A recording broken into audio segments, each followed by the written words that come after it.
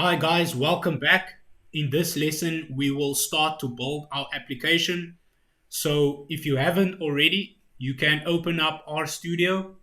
So from the start menu, you can search for RStudio and then just click on it to open it, right? And then you'll be presented with this view. Okay, so the first thing that we need to do is we need to install a library called Sparklyr. So that will be the library that we will use to write Apache Spark applications in the R programming language. So let us first install that library. So right now you should have your console open. So we will install .packages, and then the name of the package will be Sparklyr, and then enter.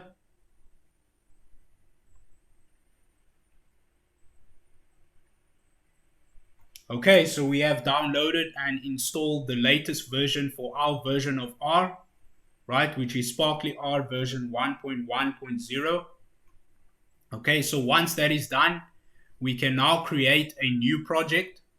So we go to File, New Project, and then we select New Directory.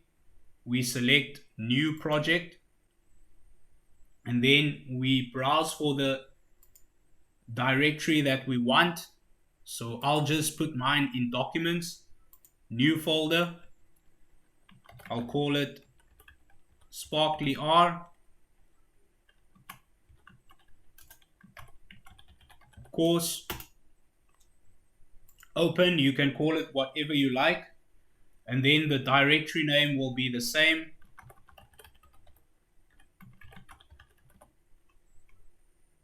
And then we can create project.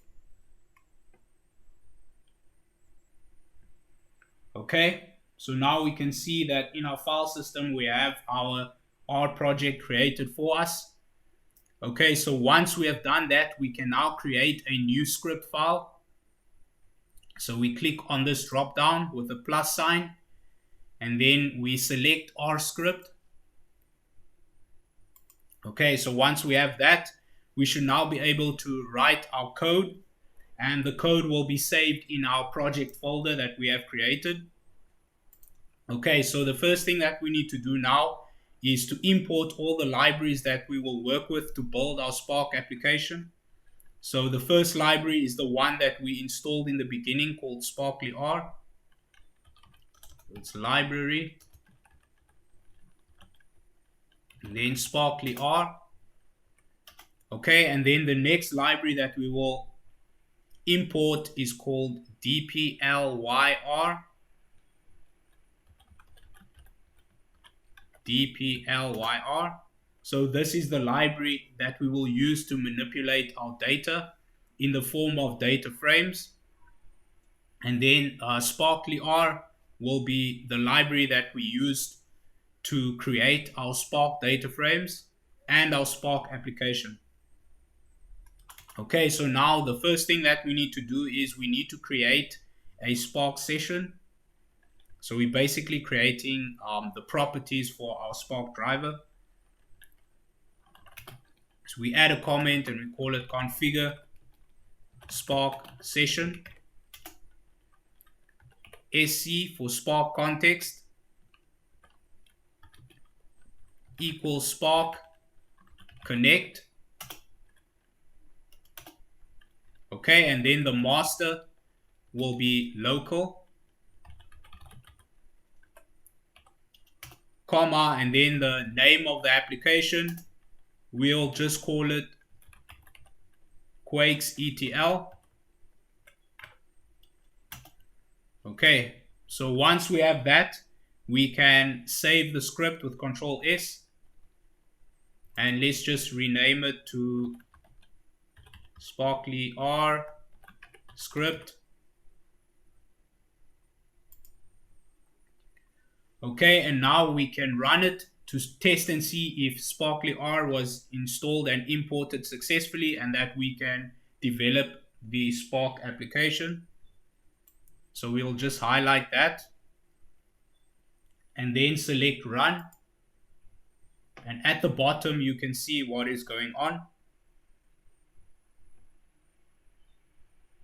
Okay, so you see that the Spark symbol has popped up, as well as a Spark warehouse folder that has been created for us. So that is where all the temp files will be stored at for our Spark application. And now we can see that we are currently in Spark mode and that our Spark driver is running, right? So all the Spark data frames will appear in this section. So we have successfully installed our Sparklyr library, and now we can write our Spark application, right? We have also configured our Spark driver or session, you can call it that as well.